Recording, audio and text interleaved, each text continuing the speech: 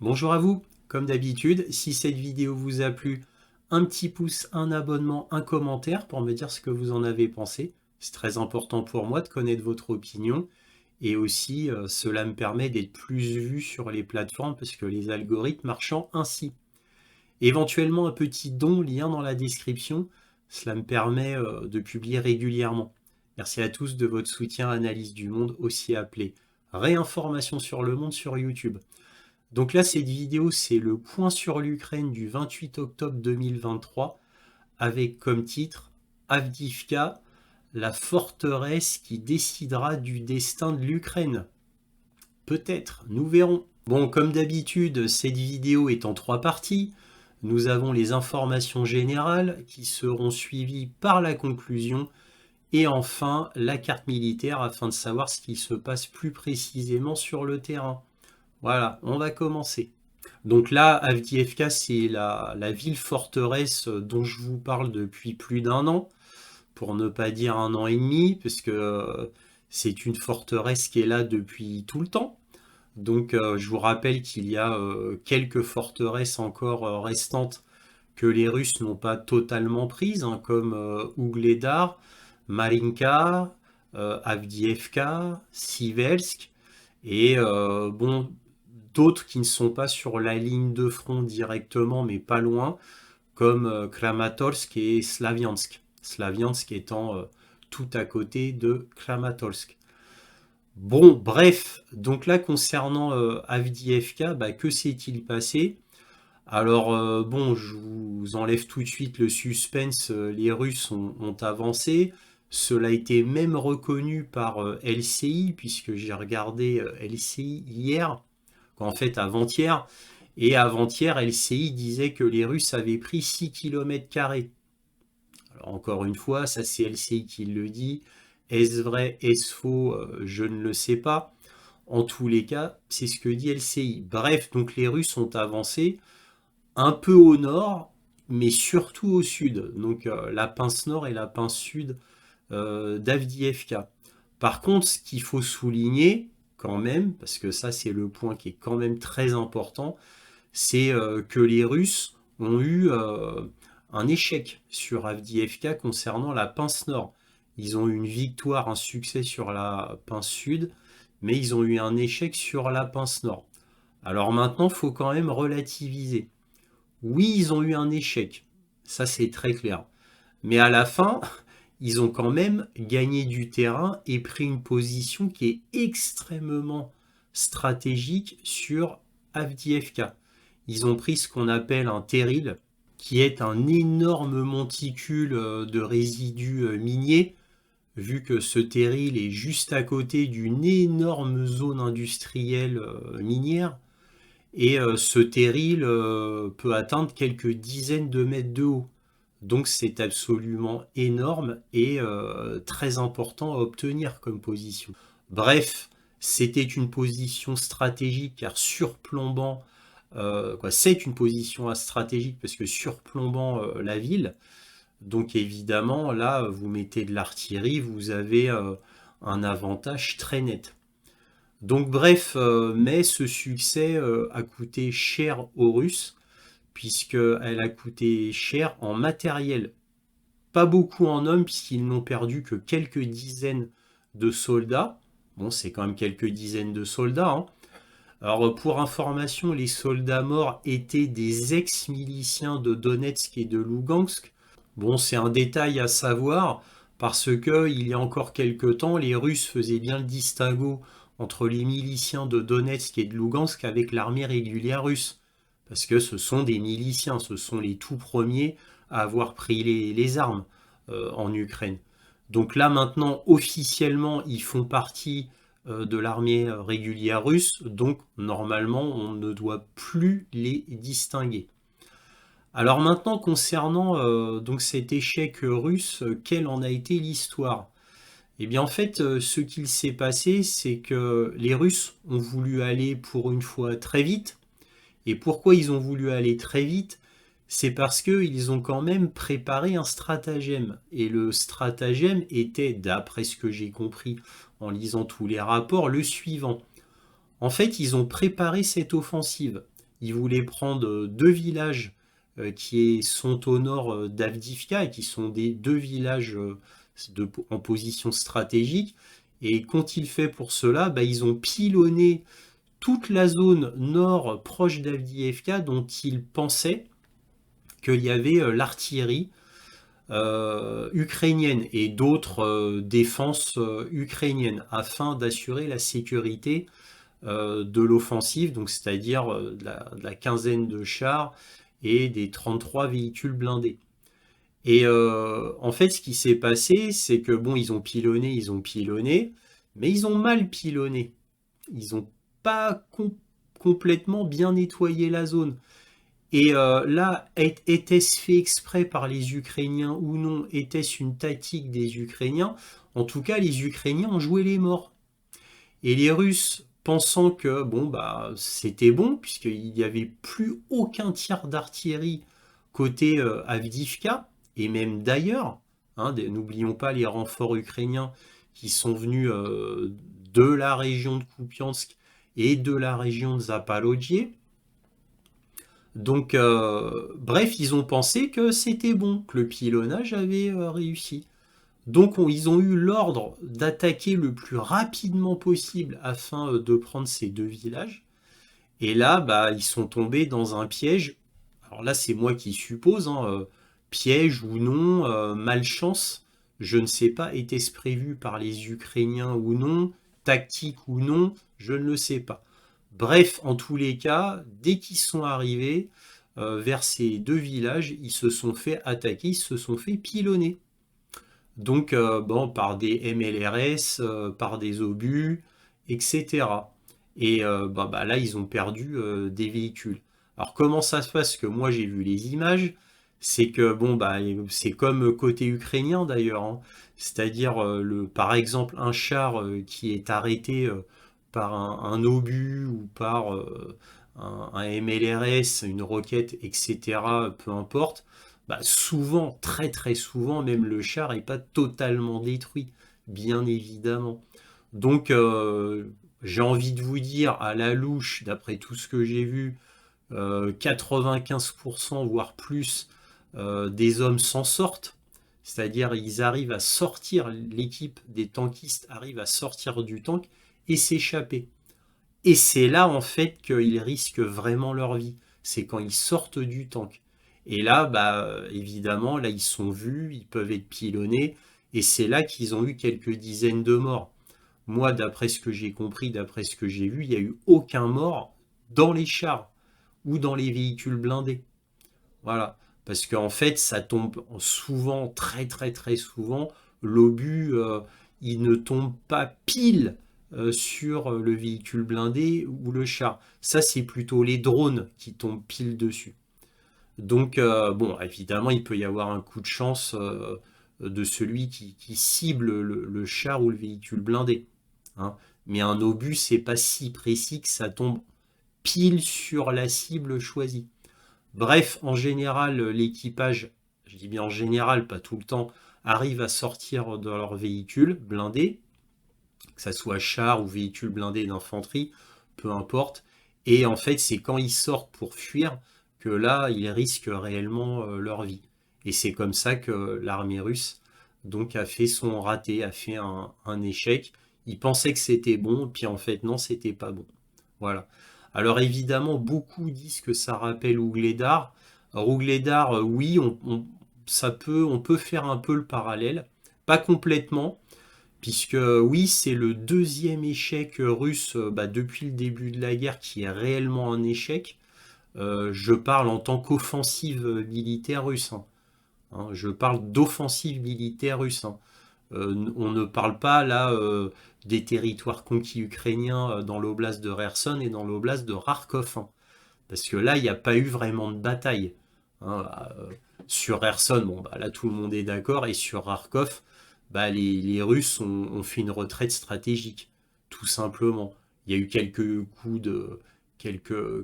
tout petits combats, mais ils ont extrêmement vite fait une retraite stratégique à l'époque sur Kharkov, donc c'est pas comparable. Par contre, on peut comparer à la débâcle d'Ougledar, parce que alors là, À quelques mois de la guerre, les Russes ont fait une offensive sur Ougledar, et là c'était un fiasco. C'est-à-dire que non seulement ils ont perdu à peu près le même nombre que là, en chars et en véhicules blindés, peut-être un peu moins en véhicules blindés. Je crois qu'ils avaient perdu 12 chars et une 22 véhicules blindés de mémoire, hein. Peut-être que je me trompe, mais à la louche, c'était à peu près ça. Mais par contre, ce fut un fiasco. Parce qu'ils sont retournés, les Russes sont retournés la queue entre les jambes en perdant tout et en ne gagnant strictement rien. Là, les Russes sur Avdiivka, ils ont certes perdu beaucoup de matériel, quelques dizaines d'hommes, mais ils ont réussi à atteindre une partie importante de leur objectif, on va dire la moitié.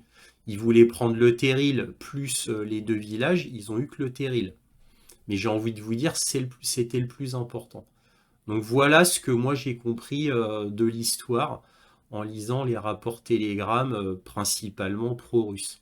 Alors là, je vous montre une carte, mais vraiment très brièvement, c'est juste pour que vous puissiez vous situer par rapport à tout ce que j'ai dit précédemment. Donc là, vous voyez la ville d'Avdiivka, vous voyez qu'elle est complètement entourée par les Russes. C'est une ancienne carte, je le dis tout de suite, c'est une ancienne carte, elle n'est pas du tout à jour. Là, vous voyez les deux villages dont je vous parlais que les Russes voulaient prendre, mais ils ont dû faire hop et hop, revenir en arrière. Au final, là, ils ont pris tout ce terrain-là, c'est-à-dire le Terril, et ils ont avancé. Donc, ils n'ont pas pris les deux villages, mais ils ont avancé de tout ça, plus tout ça.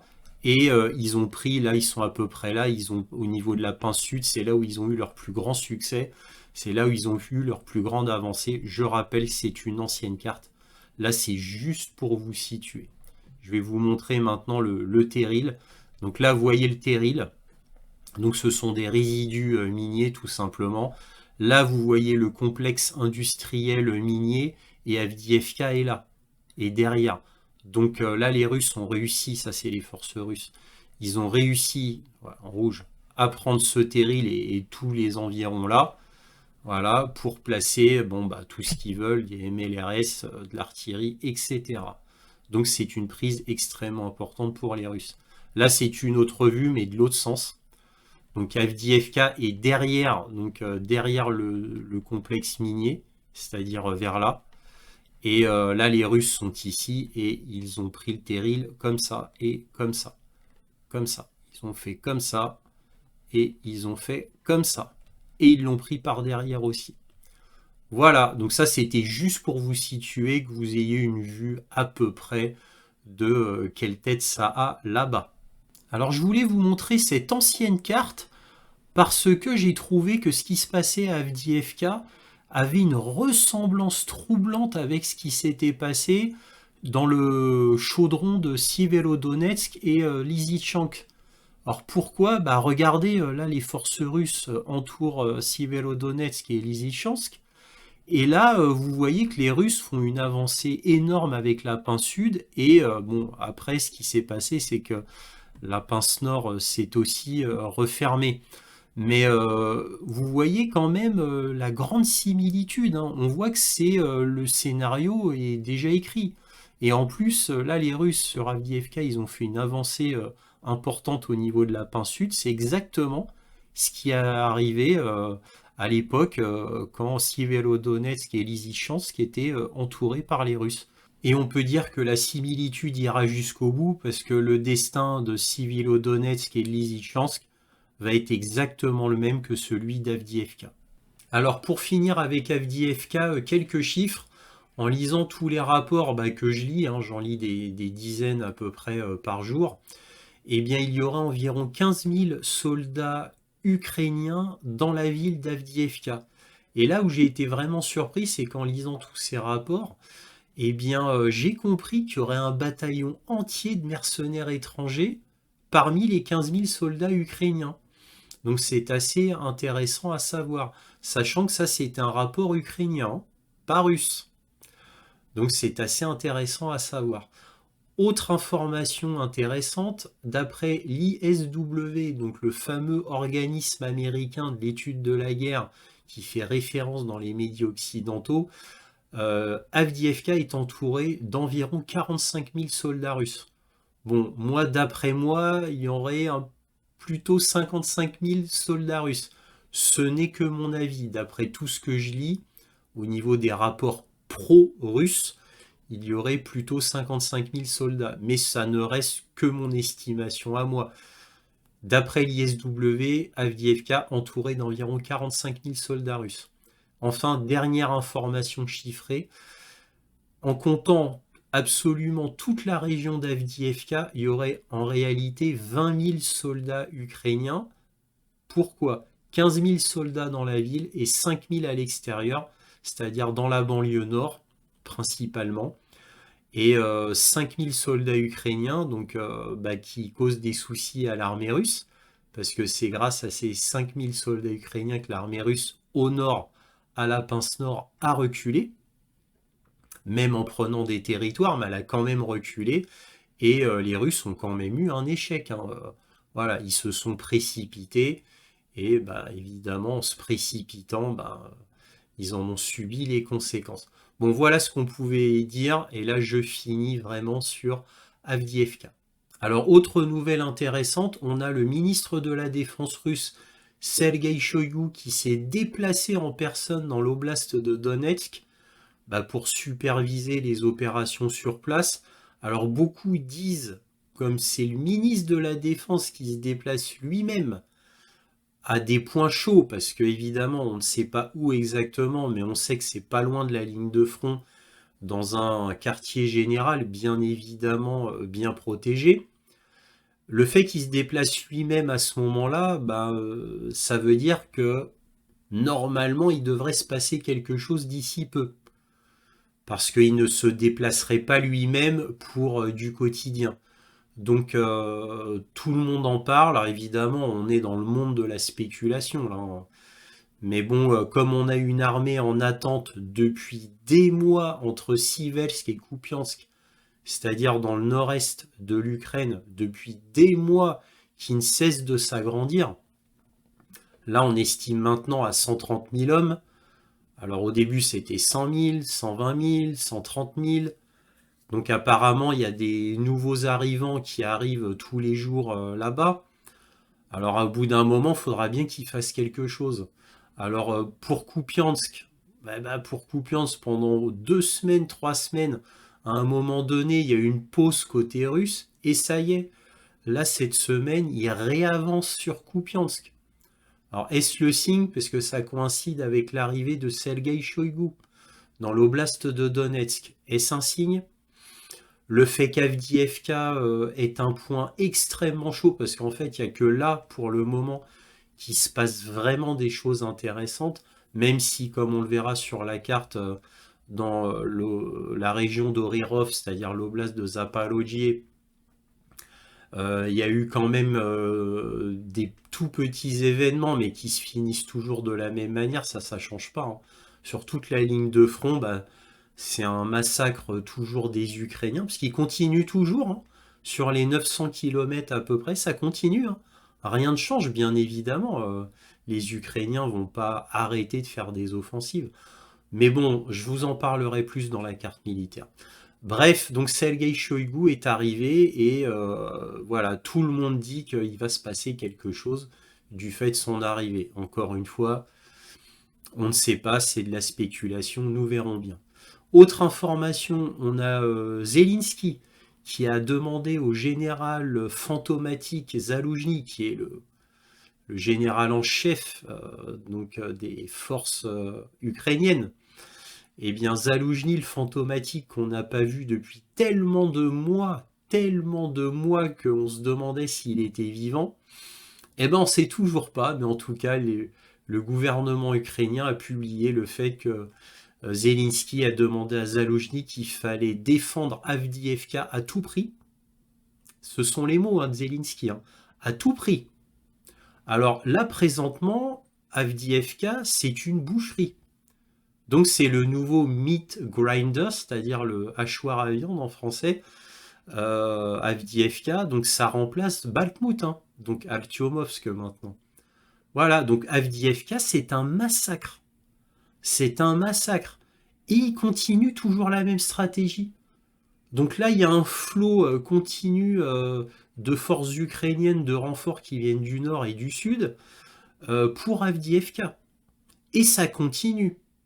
Alors qu'Avdiivka, c'est beaucoup mieux protégé par les Russes que Bakhmout. Beaucoup mieux protégé. Il y a beaucoup plus de forces russes autour d'Avdiivka qu'il n'y en avait à Bakhmout. Il ne faut pas l'oublier. Donc, et Bakhmout, c'était une situation qui était différente d'Avdiivka. Parce que Bakhmout, il y avait tout le côté ouest qui pouvait être approvisionné sans problème. Il n'y a qu'à la fin que ça devenait très difficile pour les Ukrainiens d'être approvisionnés, voire à un moment donné, évidemment, à la toute fin, impossible. Mais pendant 7-8 mois, Bakhmout pouvait être approvisionné sans problème. Avdiivka, pas du tout. Avdiivka, ça fait des mois qu'elle a des problèmes d'approvisionnement et depuis quelques semaines qu'elle n'est plus vraiment approvisionnée. Ou au lance-pierre, par des commandos, parce que ça en est là, hein, les voies ferrées et les routes principales sont bombardées en permanence. Bon, bref, je digresse un peu. Donc Zelensky a demandé au général Zalojny de défendre Avdiivka à tout prix. Voilà, donc bis repetita, toutes les erreurs qui ont été faites Mariupol, où Zelensky a dit à tous ceux qui étaient à Mariupol, tenez à tout prix, à tout prix, à tout prix. Bakhmout, maintenant Artyomovsk, tenez à tout prix, à tout, absolument. Même si ça n'a aucun intérêt militaire, aucun. Mais bon, quoi, aucun pour les Ukrainiens. Pour les Ukrainiens, ils pouvaient laisser tomber et aller renforcer ailleurs. Voilà. Donc Bakhmout, c'est pas que c'est complètement sans intérêt, mais quand on dit que Bakhmout était sans intérêt pour les Ukrainiens, c'est au vu des forces qu'il fallait mettre pour défendre Bakhmout, ça n'en valait pas le coup. C'est pas que l'endroit est non important. Oui, Bakhmout était un endroit important stratégiquement, mais quand on dit qu'il ne l'était pas pour les Ukrainiens, c'était les États-Unis qui disaient ça. Ils disaient, mais lâchez Bakhmout. Zelensky n'a jamais voulu écouter, parce que pour lui, c'était un symbole. Alors pourquoi il s'est accroché? Parce que c'était un symbole. Les Américains disaient laissez tomber. Encore une fois, c'est pas que Bakhmout était complètement inintéressant, non. C'était un hub routier, non, c'était un hub logistique intéressant. Mais au vu des forces qu'il fallait pour le protéger, ça ne valait pas le coup. Ce n'était pas intéressant dans sa globalité. Voilà, c'était pour remettre un petit peu les pendules à l'heure. Mais bon, voilà, Zelensky refait un hachoir à viande sur Avdiivka, comme ce fut le cas à Mariupol, Bakhmout. Ça continue encore et toujours. Voilà. Bon, maintenant, je vais vous montrer à la volée une série d'articles et de vidéos très intéressantes. Et à la fin, ce sera suivi par la conclusion. Donc là, on va revenir brièvement sur Avdiivka avec le drapeau russe qui est sur le fameux terril, donc l'énorme monticule de minerais juste à côté d'Avdiivka. C'est pour vous montrer que les Russes ont bien repris ce terril. Donc je vais vous montrer une petite vidéo qui vient de RT.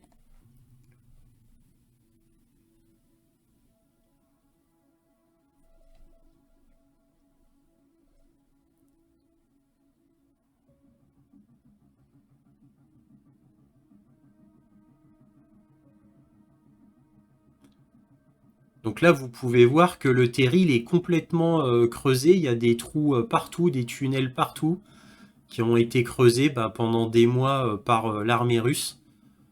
Donc afin de pouvoir prendre ce monticule. Et là, vous voyez les preuves. Alors, on va pas tout regarder jusqu'au bout. La vidéo dure quelques minutes. Là, c'était pour vous montrer que les Russes ont fait une vidéo via drone pour montrer leur prise de ce monticule à côté d'Avdiivka. Voilà. Alors là, c'est la suite de la précédente vidéo. Je vous ai montré ça parce que c'est rigolo. En fait, c'est les Ukrainiens ont été tellement vexés de voir le terril pris par les Russes et de planter un drapeau qu'ils ont envoyé plusieurs drones pour détruire le drapeau. Et à la fin, ils ont quand même réussi. Je vous montre la vidéo du drone pour montrer au monde qu'ils ont détruit le drapeau russe sur le terril. Alors voilà l'image du drone ukrainien qui va détruire le drapeau russe. Voilà, bah oui, parce que les Ukrainiens ont été vexés et par vanité, ils ont voulu montrer que bah voilà, nous on va exploser votre drapeau, ce sera bien fait pour vous. Voilà. Alors là, je vais vous montrer une vidéo très intéressante, unique à mon avis, puisque j'ai jamais vu ça après des dizaines d'heures de visionnage de vidéos sur Telegram, j'ai jamais vu ça, hein. C'est un drone ukrainien qui vient percuter un truck. Alors apparemment ce truck, d'après l'histoire, il est conduit par 2 soldats russes.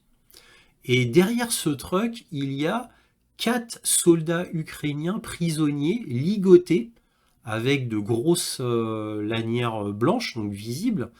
Et bien malgré tout, le pilote de drone ukrainien va les tuer. Alors est-ce qu'il a bien vu que c'était des prisonniers ukrainiens ou pas? Là est la question. S'il savait que c'était des prisonniers ukrainiens, bah, voulait-il les tuer pour éviter qu'ils parlent? Ou il n'a pas fait gaffe et il pense que c'est 4 soldats russes qui sont derrière le truck? Je ne sais pas. En tout cas, je vais vous montrer la vidéo.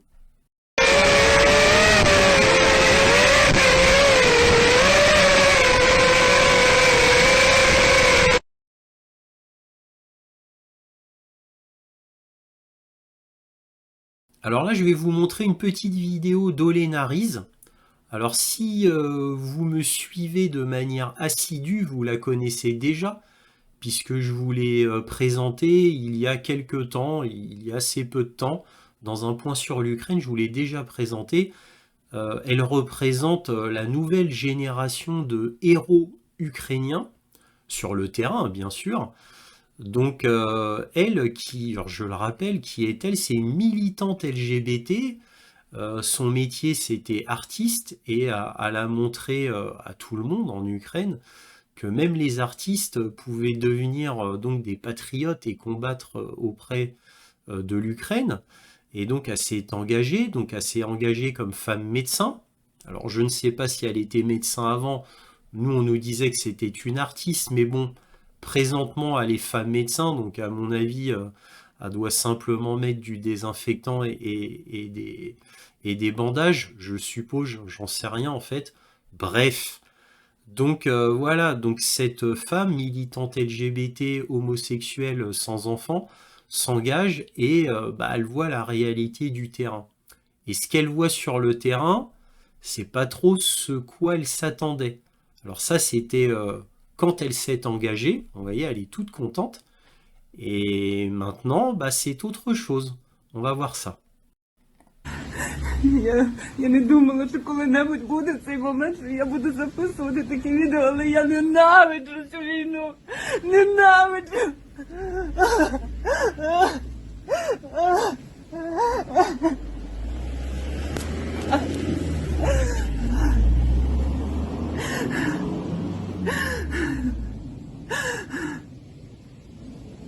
За декілька годин ми втратили стільки побратимів. За 4 місяці я стільки не втрачала.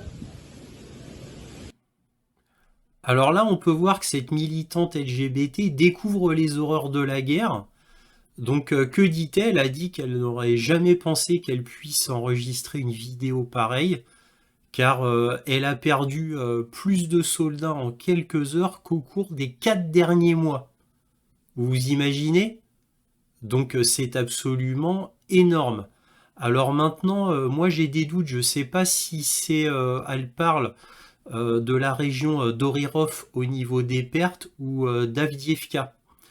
Alors je pense que c'est Avdiivka, mais voilà, j'ai des doutes, c'est soit l'un soit l'autre, mais ça ne change pas au fait que voilà, qu'il y a eu énormément de pertes côté ukrainien, et là cette héroïne militante LGBT le découvre. Et là on peut voir quand on prend une artiste qu'on met dans la bataille, dans une vraie guerre, Bah voilà ce que ça donne. Alors évidemment, il ne pouvait en être autrement, étant donné la recrue choisie. Mais elle a été prise que pour la com, que pour faire avancer la cause LGBT. Et bon, bah voilà, sur le terrain, je ne sais pas quels soins elle prodigue aux soldats. À mon avis, ça doit pas être fameux.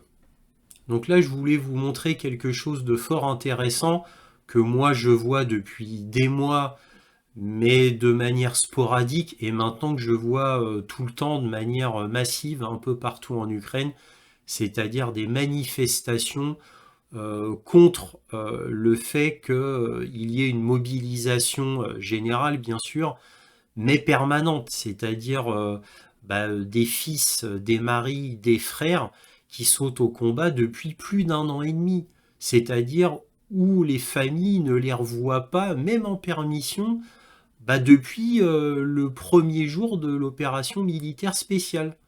Voilà. Et donc il y a des manifestations un peu partout. Donc là c'est à Odessa, là c'est à Dnipro. Je vais vous montrer un article du New York Times après. Vous voyez là, ce petit garçon dit que son père, ça fait 590 jours qu'il se bat. Et là, bon c'est une manifestation à Odessa.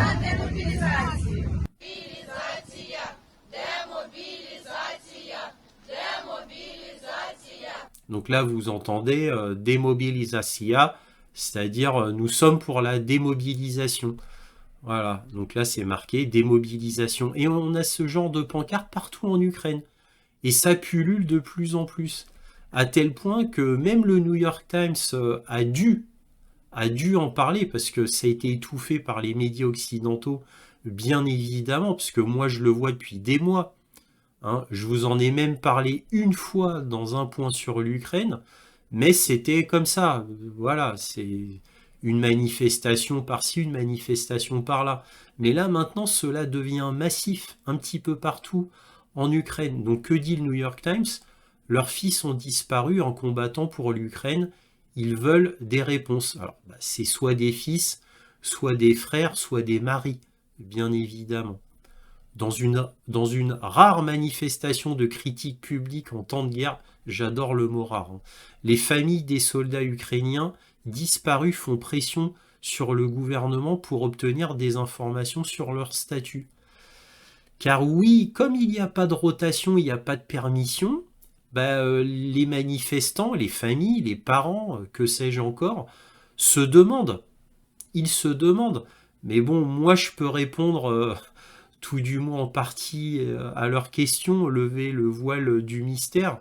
C'est comme moi je vous l'ai dit depuis des mois et des mois sur les points sur l'Ukraine. Alors pas les derniers, mais je vous l'ai dit pendant des mois, il y a de cela quelque temps, il est vrai, mais je vous en ai parlé à maintes reprises.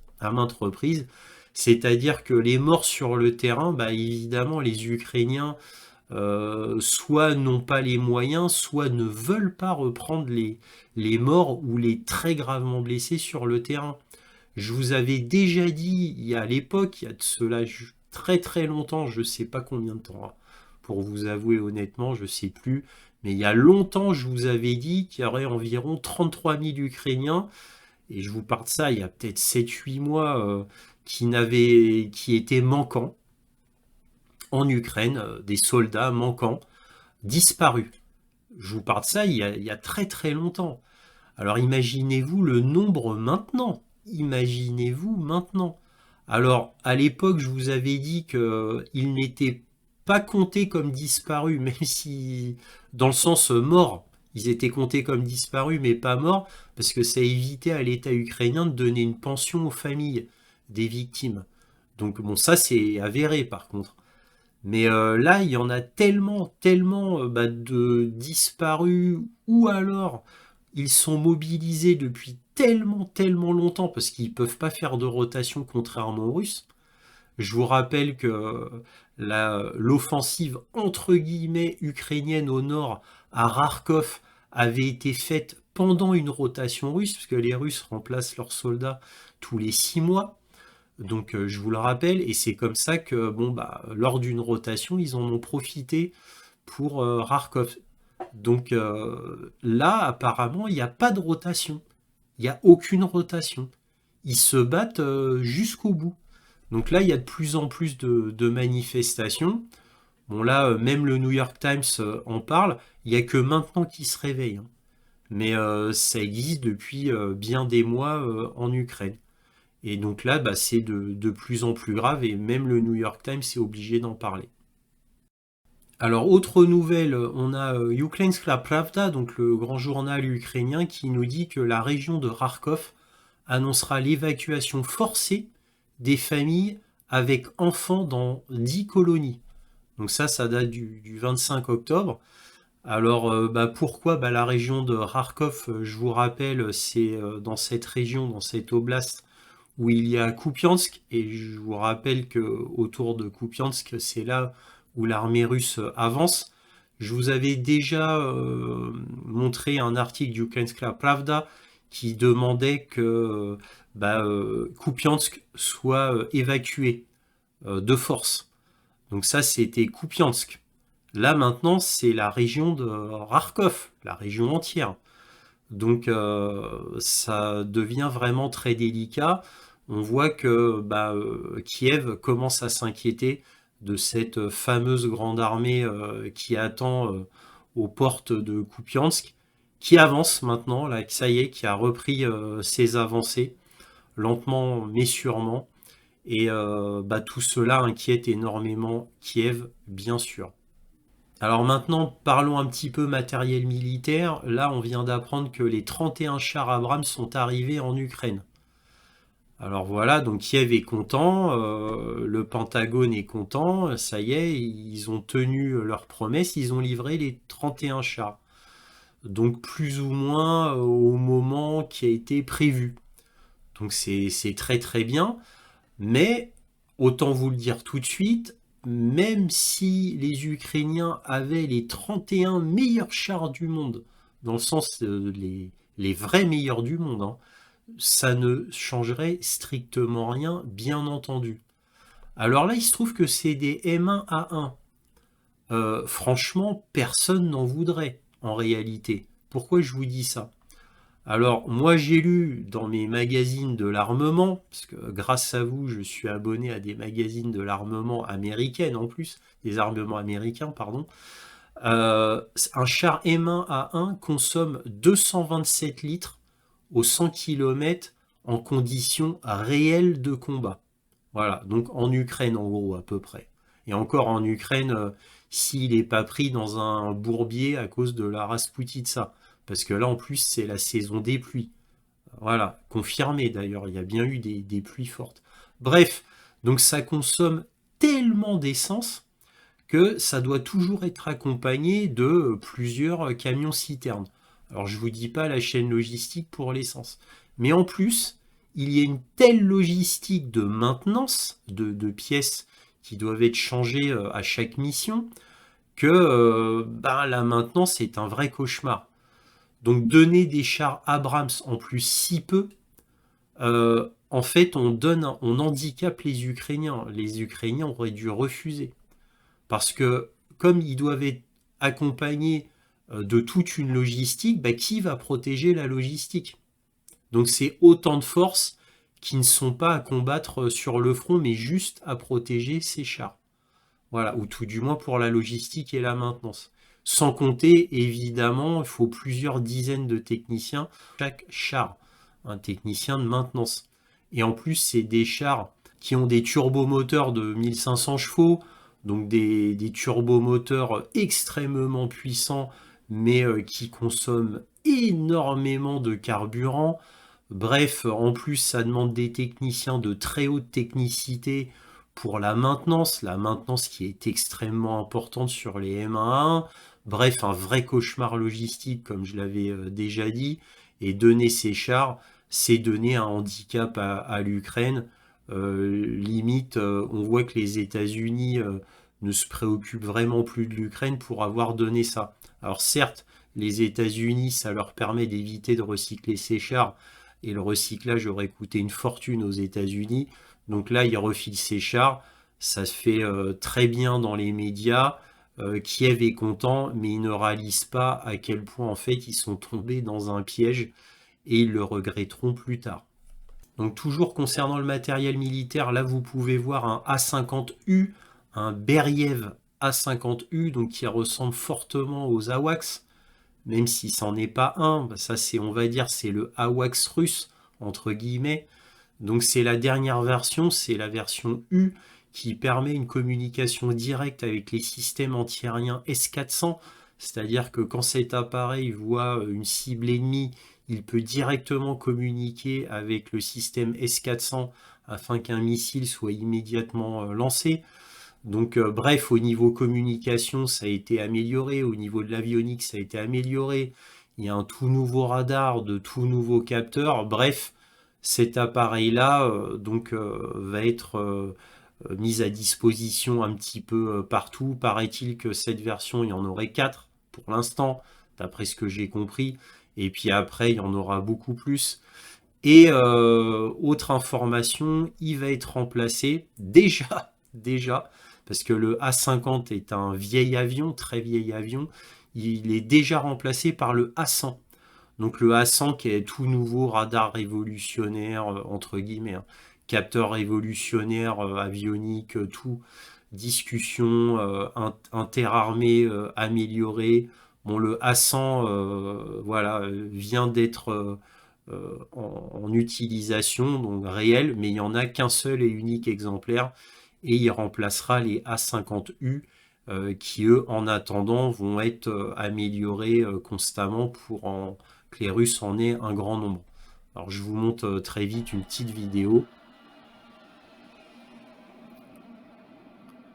Voilà, donc là, c'est le A50U. Comme vous pouvez le voir, il ressemble trait pour trait à un AWACS. Hein. Alors sans transition, je vais vous montrer Ursula von der Leyen qui s'adresse au Parlement européen et qui accuse les Russes de crimes contre l'humanité, voire même d'être un État terroriste.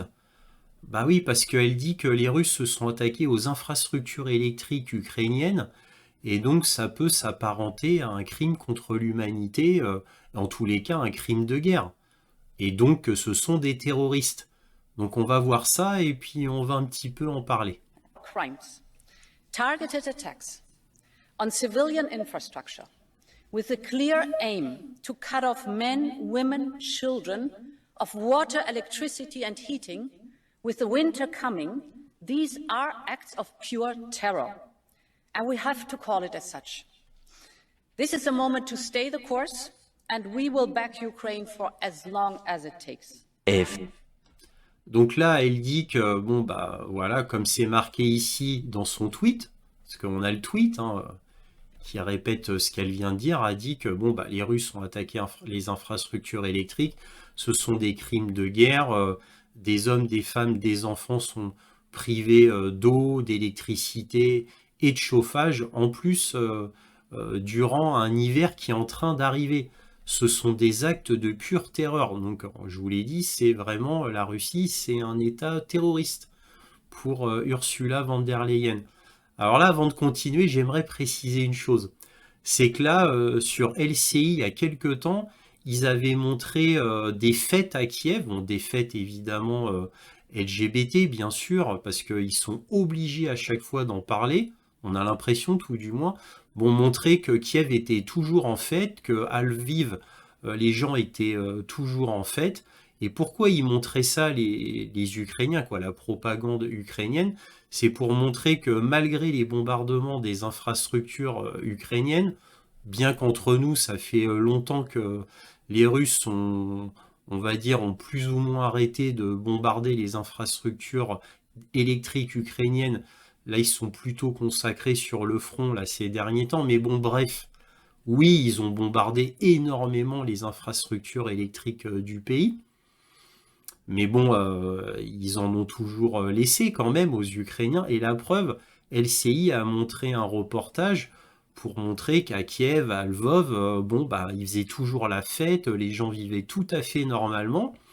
Et ils ont interviewé bon, bah, des officiels ukrainiens. Et les officiels ukrainiens ont dit « Ah mais nous, regardez, ils peuvent bombarder nos infrastructures électriques. Nous, on est tellement astucieux, tellement ingénieux.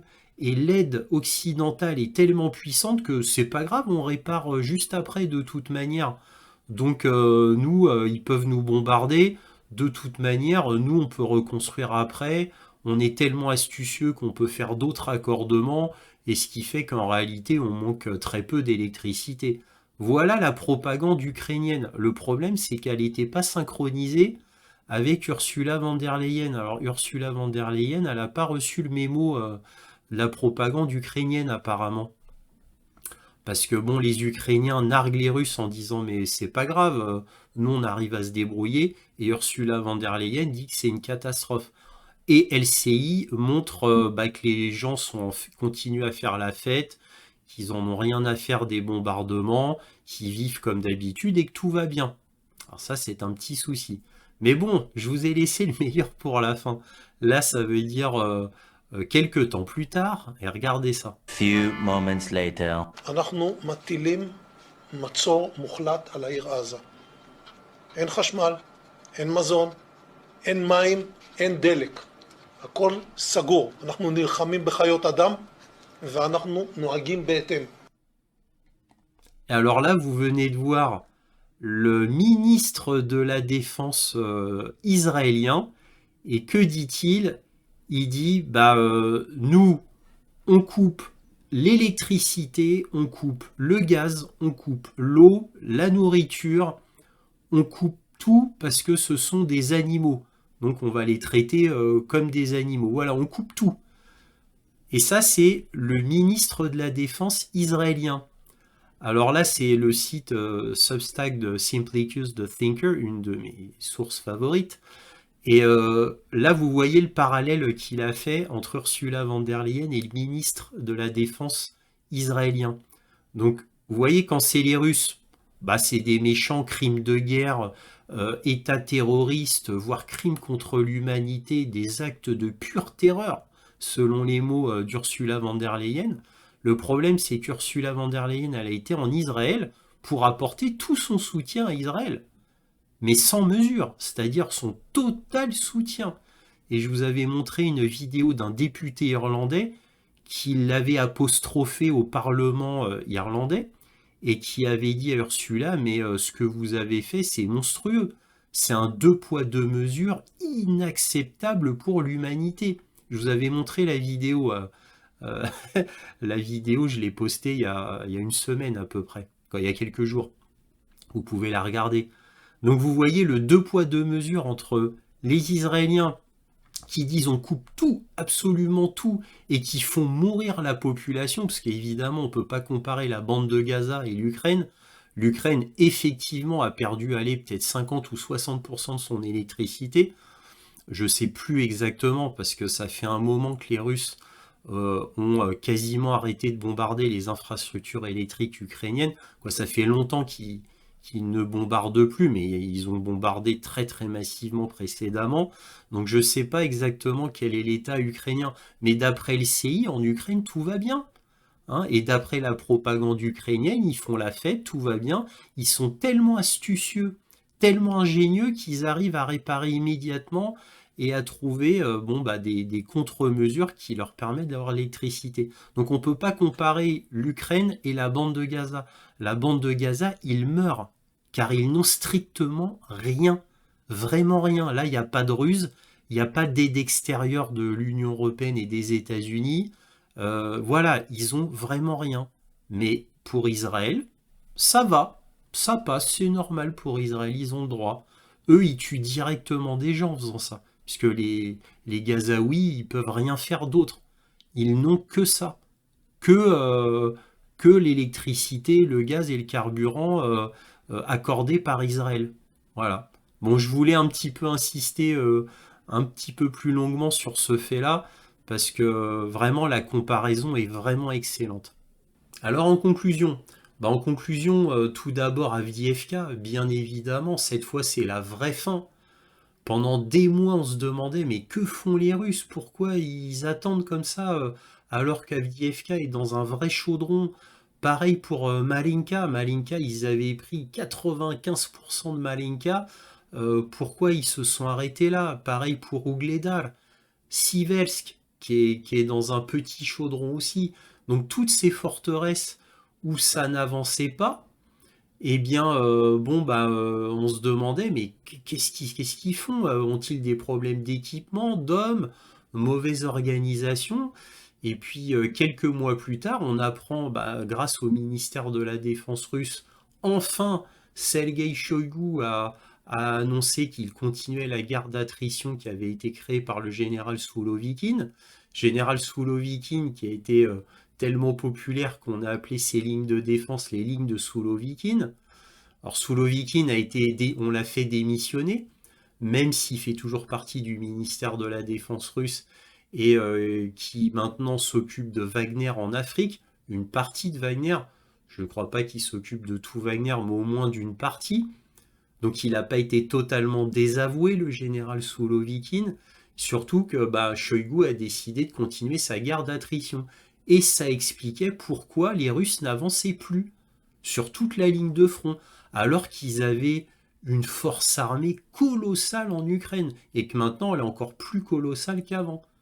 Parce qu'avant, je vous disais, ils avaient 400 000 hommes, maintenant ils sont minimum à 600 000 hommes, d'après ce que j'ai compris, au moins à 600 000, donc ils ont encore augmenté le nombre d'hommes en Ukraine ces 2 derniers mois, parce qu'en fait, ils ont tellement de volontaires qui se sont engagés dans l'armée qui peuvent se permettre cela. Le problème, c'est que tous ces volontaires, moi, aux dernières nouvelles, j'ai appris qu'ils étaient 335 000, d'après Sergueï Shoigu, faut les former. Et une formation, c'est environ 6 mois pour que la formation soit correcte. Et c'est pour ça que ça a été aussi long. C'est pour ça que ça a été aussi long. Donc on a eu les 300 000 réservistes d'abord, qui étaient plus ou moins dans la région de Kherson, vers Mélitopol, et maintenant on a tous ces conscrits, tous ces volontaires, etc. Et puis même une véritable armée, parce qu'il y a les Tchétchènes, n'oublions pas les miliciens de Lugansk et de Donetsk qui maintenant font partie de l'armée régulière russe, ne l'oublions pas. Donc tout ça augmente officiellement le nombre de l'armée russe. Bref, là, ils sont environ 600 000, et on parle de minimum. Donc imaginez-vous cette force colossale dont peut-être environ 130 000, 120 000 au nord entre Siversk et Kupiansk, donc l'angoisse de Kiev, de cette armée qui ne fait rien à part attendre, et là maintenant qui avance sur Kupiansk, alors que pendant 2 semaines, ils n'avaient rien fait. 2 semaines ou 3 d'ailleurs. Donc là, c'était l'angoisse du ministre de la Défense ukrainien, parce qu'ils en parlent tout le temps en Ukraine de cette fameuse armée au nord, armée russe. Et là, enfin, ça bouge sur Avdiivka. Voilà, enfin. Donc, alors évidemment, Avdiivka va tomber, cela va de soi, puisque là, c'est très très bien parti. Les Russes, enfin, bougent. Et le fait que Sergueï Shoigu soit se déplacer dans l'oblast de Donetsk prouve qu'il va se passer quelque chose. Parce que ministre de la Défense qui se déplace dans un quartier général à côté du front, forcément, ça en dit long. Bref, donc ça c'était pour Avdiivka. Mais quand Avdiivka va être prise, quand tout sera fini militairement, qu'est-ce qui va se passer? Imaginez-vous le moral des Ukrainiens qui était déjà plus bas que terre, avec d'énormes désertions et un nombre énorme de prisonniers. Petite parenthèse sur le nombre de prisonniers. Officiellement, les Américains disent qu'il y a plus de 10 000 prisonniers qui ont été faits par les Russes, 10 000 prisonniers de soldats ukrainiens. Donc ça, c'est le New York Times qui le dit. Plus de 10 000 prisonniers. Les Russes disent 12 à 13 000. Bon, qui dit la vérité, je ne sais pas. Mais en tout cas, d'après le New York Times, plus de 10 000 prisonniers, déjà. Donc c'est énorme. Alors, au niveau du moral des troupes ukrainiens, que va-t-il se passer? Et même de la population ukrainienne, je vous ai montré toutes ces manifestations, les manifestations pour les cimetières qui ne cessent de s'agrandir. Donc les centaines de milliers de morts ukrainiens, ça on ne peut pas le cacher.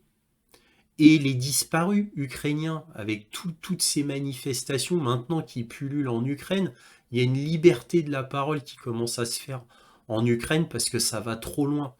Même les Ukrainiens qui pourtant ont une épée de Damoclès à cause du SBU qui les menace en permanence, hein, qui les menace de représailles si jamais ils parlaient à des journalistes, eh bien, malgré tout, la parole se libère et il y a des manifestations, chose qui était impensable avant. Avant, dès qu'il y avait une manifestation d'Ukrainiens contre le gouvernement, le SBU leur tombait dessus. Et maintenant, ça se libère quand même, la liberté d'expression. Nous verrons bien. En tous les cas, voilà ce qu'on pouvait dire concernant Avdiivka. Alors, vous avez vu qu'il y a aussi des nouvelles armes russes. Je vous ai pas tout dit parce qu'elles sont trop nombreuses. Il y a une nouvelle version de missile hypersonique Kinjal Zircon qui est sortie, qui a une portée encore plus grande. Il y a les nouveaux AWACS entre guillemets russes, les nouveaux MiG-31, une nouvelle version encore améliorée, des nouveaux missiles RR. Bon, j'allais pas tout vous dire parce que c'est pas le but de cette vidéo, mais les Russes n'arrêtent pas de sortir du nouveau matériel qu'ils utilisent et qu'ils testent sur le terrain. Bon, les fameux T-14 Almata, les derniers tanks russes, ils ont fait les essais sur le terrain. Les essais n'étaient pas très concluants, donc les Armata, ils les ont enlevés pour qu'ils soient améliorés, mais ils ont pu les tester en conditions réelles. Ils les ont pas mis sur le terrain pour les utiliser à la guerre, je le rappelle, ces fameux T-14 Armata, mais juste pour des tests, simplement. Donc là, ils sont retournés en usine pour ajustement. Voilà, bon, ça, je finissais sur le matériel militaire. Et je m'arrête là, on va passer à la carte militaire. Alors voici la carte militaire. Alors comme d'habitude sur les 900 km, à part sur Avdiivka, il ne s'est pas passé grand-chose. Alors quels sont quand même les petits événements qui se sont passés sur la région d'Orirov, là où il devait y avoir la percée Tokmak, Melitopol, mer d'Azov, eh bien, ils se font toujours massacrer, les Ukrainiens. Il y a toujours des batailles, malgré tout, ils continuent. Bon, je vois pas pourquoi ils s'arrêteraient. Ça fait 1 an que c'est comme ça, ça continuera toujours. Donc, ils se continuent à se faire massacrer. Pareil sur Ougledar et Marinka. Donc, pas grand-chose.